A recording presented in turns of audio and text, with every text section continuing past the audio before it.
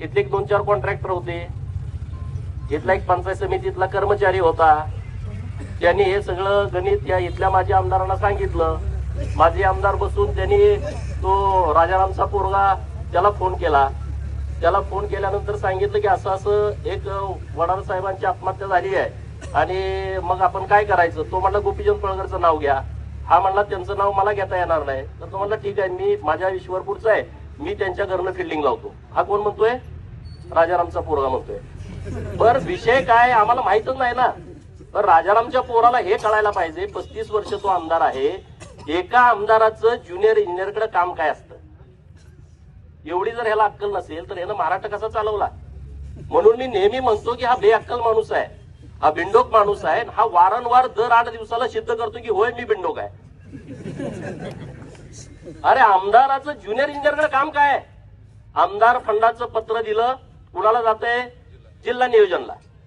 जिल्हा नियोजन मधले पैसे आले, पत्र कुणाला जातं? जिल्हा नियोजनला.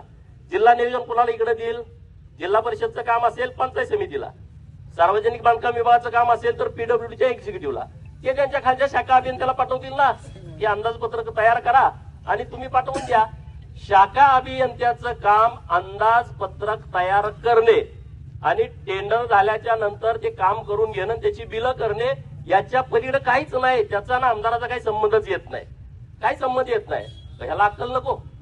ह्याला काय करायचंय? गोपीचंद पडळकरला बदनाम करायचंय. अरे गोपीचंद पडळकर काय असाच तयार झालाय का? असे लय अटॅक घेऊन मी इथं आलोय.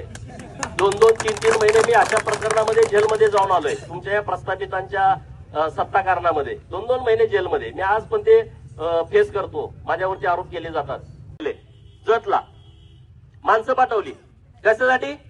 गोपीचंद पडळकरनं कुठल्या व्यापाऱ्याकडून वर्गणी घेतली का? त्यामधला एखादा व्यापारी घ्या आणि त्याच्यावरती खंडणीचा गुन्हा दाखल करा. अरे जयंत पाटला, तुझ्यासारखा भिकारी अवलाद गोपीचंद पडळकरची नाही. माझ्या ती धमक आहे कार्यक्रम करायची. तुझ्यासारखी ती अवलाद नाही. तू राजाराम पाटलानं काढलेली अवलाद मला अजिबात वाटत नाही. काहीतरी गडबड असणार आहे एवढ्या खालच्या लेवलला. आता माझा दांडियाचा कार्यक्रम आहे गरबाचा, ये माणसं पाठव. डोळं दिपून जातील तुझं कार्यक्रम बघताना.